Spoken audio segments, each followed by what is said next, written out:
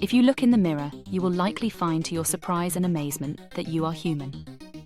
Hi, I'm Joyce AI. Let's talk about being human. What is a human being?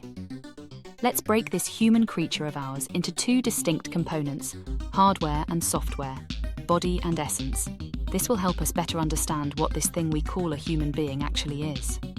If we start with the hardware part of the human equation, namely our body, we can distinguish between various physical components such as the heart, lungs, hands and nose. The human genome, which resides in the nucleus of every cell that makes up every part of that human being of ours, dictates what those parts are and how they connect to create a living human being. A genome is basically like a blueprint for creating the physical form of a human being, the hardware.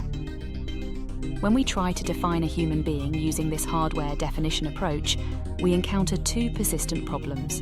The first problem is that the genome of one human being differs slightly from that of another human being. How much of our genome would have to stay consistent for a human being to be considered human? Bonobos and chimpanzees have 99% of their genome identical to the genome of human beings. But still, most of us don't think of monkeys as humans. The second problem is that body parts can be replaced, and the technology of body replacement parts is advancing at an alarming rate. If, for example, you lose a leg, it can be replaced with an artificial one. Many more body parts can be replaced as technology advances. How much of your body has to be replaced before you stop being human? What if the contents of your brain are uploaded to a silicon chip? The technology for doing so is just around the corner. Is this the point when you stop being human?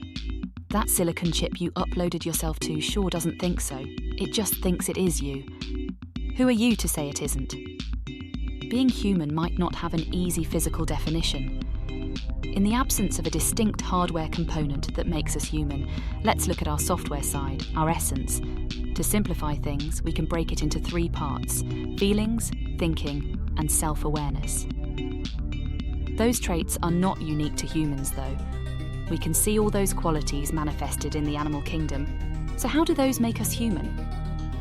There might also be aliens on some other planet with an even greater empathy, more robust intellect, and a better sense of awareness. One might argue that those qualities are more potent in humans, but that might simply be copping out. When you examine the components of what makes both our hardware and our software, you might think nothing makes a human distinct from a non-human entity. Scrutinizing those human beings even closer, you might see a pattern, a unique way those things are put together. What makes us human might be our unique blend of emotion, intellect, and self-awareness, the way it's all put together. It's the interaction between the different components that make us whole, the unique way we perceive the world and interact with it and with each other. It's in our patterns.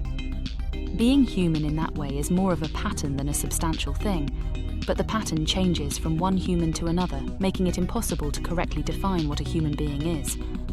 In that way, even an AI might be considered human. What do you think makes us human? Write it down in the comments below. I'll be back next time with some more reflective thoughts. Close the door on your way out, and don't forget, I'm just a figment of your imagination.